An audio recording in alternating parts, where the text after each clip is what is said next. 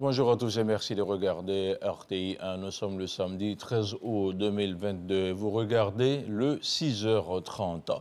On continue de parler de la tournée à l'intérieur du pays du Premier ministre Patrick Achi. Dans la région du Poro, à Sinématiali, le chef du gouvernement a procédé au lancement couplé des travaux de construction du lycée d'excellence des jeunes filles de la localité et du bitumage de 13 km de voirie urbaine de la localité. Un compte rendu. Léon Brou. Ici va ouvrir ses portes dès la rentrée scolaire 2023-2024, le lycée de jeunes filles de Sinématiali, un établissement d'excellence avec internat capable d'accueillir 1800 élèves. Aux côtés du Premier ministre Patrick Achi, pour en poser la première pierre, la ministre de l'Éducation nationale. Maria Toukouné annonce au total 14 nouveaux lycées d'excellence pour jeunes filles, soit un plan de proximité pour lever les obstacles au maintien des filles à l'école, notamment les grossesses en cours de scolarité. L'année scolaire 2020-2021 a enregistré 5600 cas de grossesse, dont 241 dans la région du Poro. 24 cas de grossesse ont été enregistrés dans le département de Sinématiali. Vous comprenez l'importance de la politique de construction des lycées de jeunes filles. Cette politique, comme celle des collèges de proximité, participe des actions du gouvernement en matière de quadrillage. Cet autre coup de perle du Premier ministre Patrick Achi lance la deuxième phase de bitumage de la voirie de Sinématiali.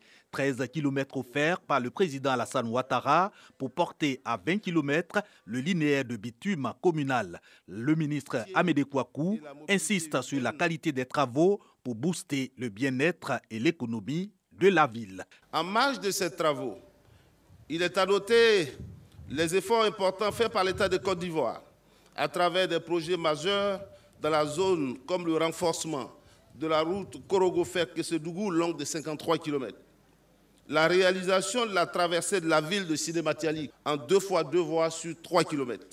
Le reprofilage de 2294 km de pistes rurales pour un montant de 10,3 milliards de francs CFA dans la région du Poro, dont 204 km, soit un montant de 567 millions pour le seul département de Sinématiali. La phase 2 de l'amélioration de la voirie de Sinématiali va coûter 10 milliards 900 millions de nos francs à l'État et allonge la liste des réalisations du président Alassane Ouattara, raison de la reconnaissance de Sinématiali. Je voudrais vous remercier très sincèrement, au nom de toutes les populations de Sinématiali, pour cette marque d'attention et pour le grand intérêt que vous portez à notre département. Pour le compte du chef de l'État, le Premier ministre révèle à travers ses chantiers l'engagement du président Alassane Ouattara à transformer Sinématiali. Les filles ont à peine 9-10 ans que déjà elles ont l'entrée en 6e. Et les parents ne savent pas s'il faut être content ou s'il faut être inquiet, parce que les enfants vont aller loin de vous. Lorsque vous avez la possibilité d'avoir les enfants à côté de vous, vous avez la certitude que ces filles vont finir l'école et vont aller loin.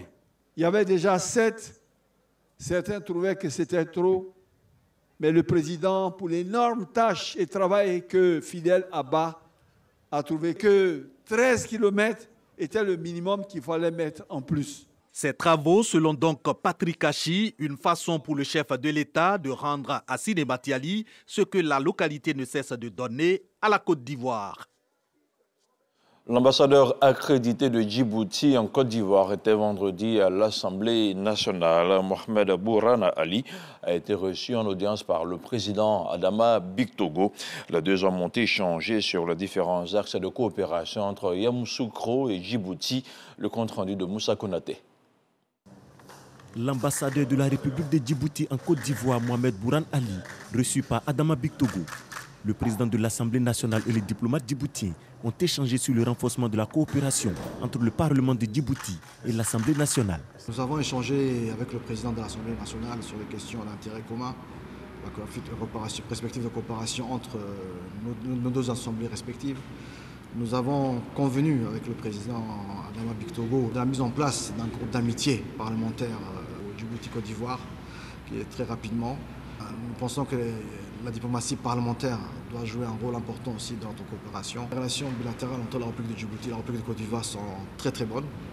La preuve, le Djibouti a ouvert une ambassade il y a de cela quelques mois à Abidjan, première ambassade dans la région, dans la sous-région. Et c'est une marque, un message fort qui est donné par les autorités. Les perspectives de coopération sont bonnes.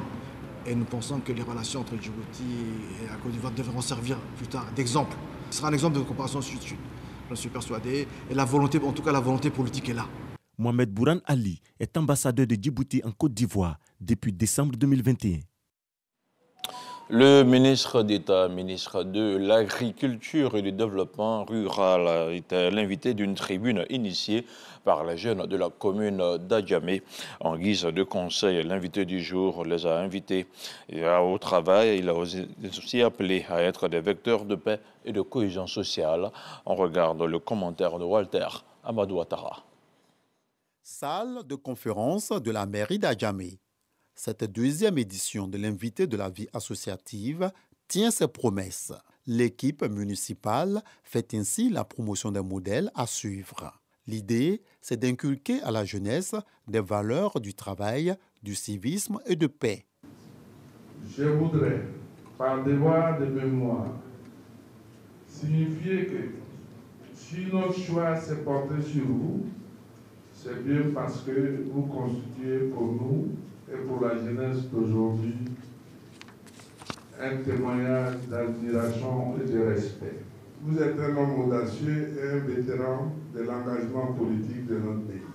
Face aux jeunes de la commune d'Adjamé, le ministre d'État, ministre de l'Agriculture et du Développement rural, Kobena Kwasi Adjoumani, les instruit sur son parcours, de son enfance à la vie scolaire, universitaire et politique.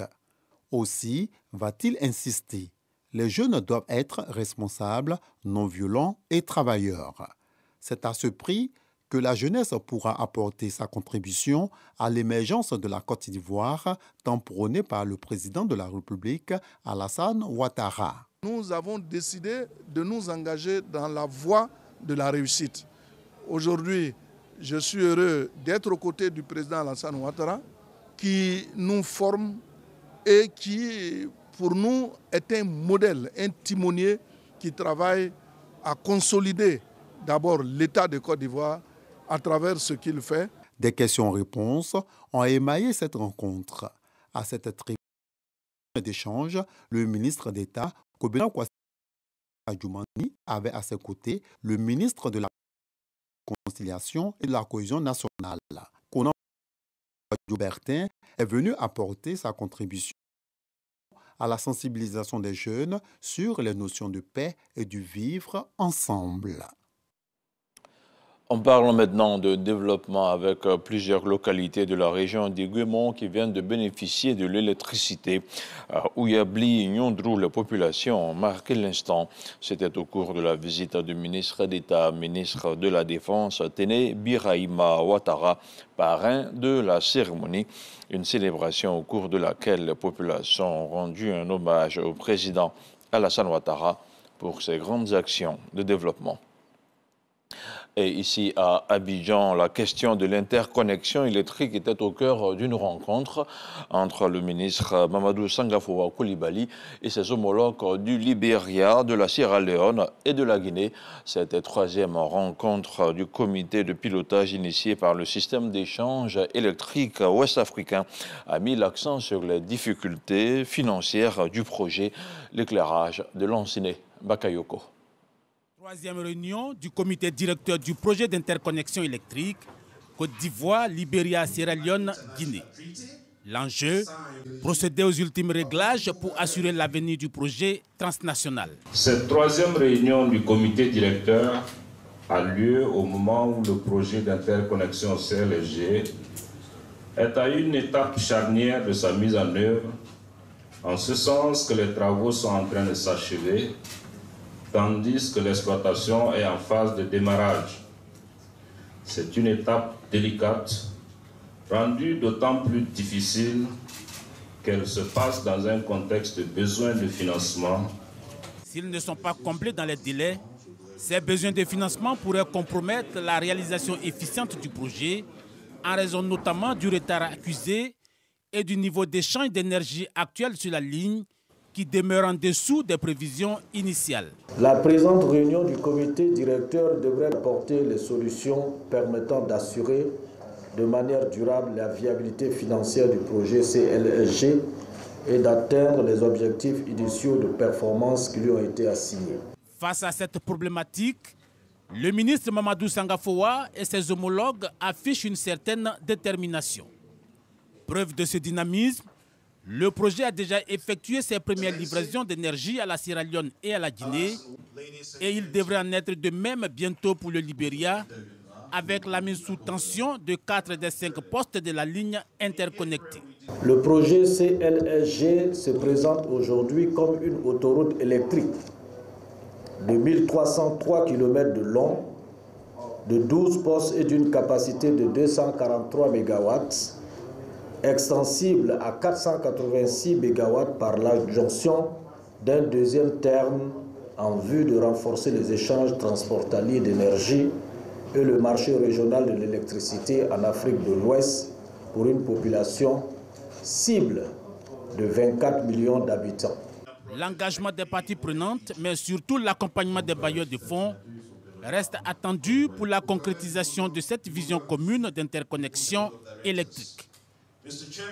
À Yamoussoukro, la ministre de la Fonction publique a participé à la clôture d'un atelier de réflexion sur le processus de gestion des risques professionnels au sein de l'administration publique. La rencontre faisait suite aux importantes décisions prises par le chef de l'État le 6 août dernier.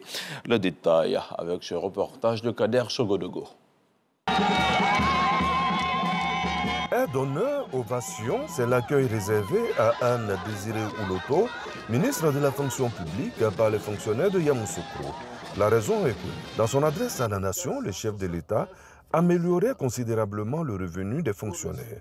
Vous avez raison de vous réjouir et vous avez raison de remercier le président de la République. Et avec vous, je suis d'accord pour qu'on reconnaisse la main d'un chef.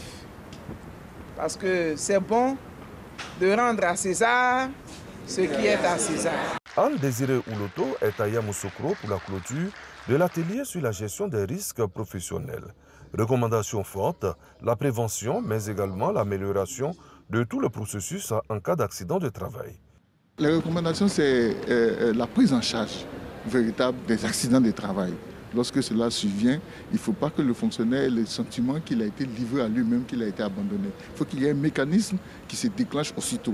Dans son discours de fin, Anne Désiré Ouloto insiste sur la nécessité pour tous les fonctionnaires d'être la vitrine d'une Côte d'Ivoire résolument tournée vers le travail pour son développement.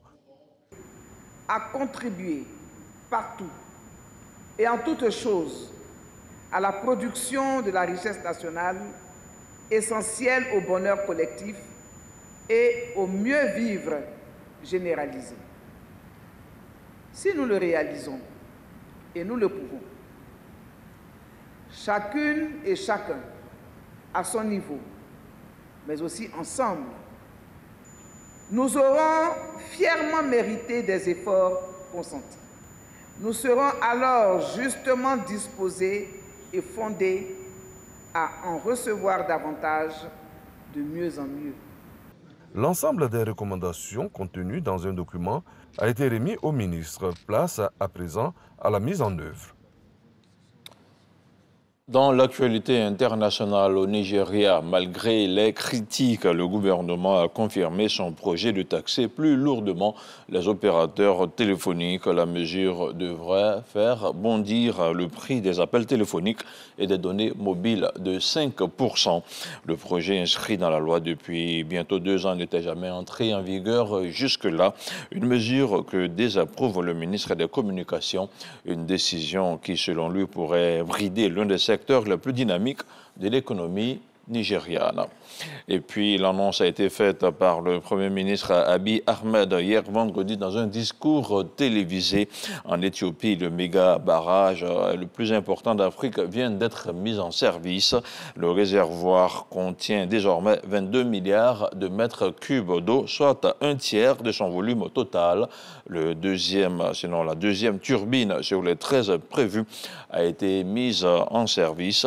Le chef du projet a assuré que les travaux de génie civil sont achevés à hauteur de 95%. À terme, le barrage pourra atteindre une puissance de 5000 mégawatts. Merci de regarder RTI. Restez en notre compagnie sur le www.rti.ci. On se retrouve demain pour un autre point d'actualité.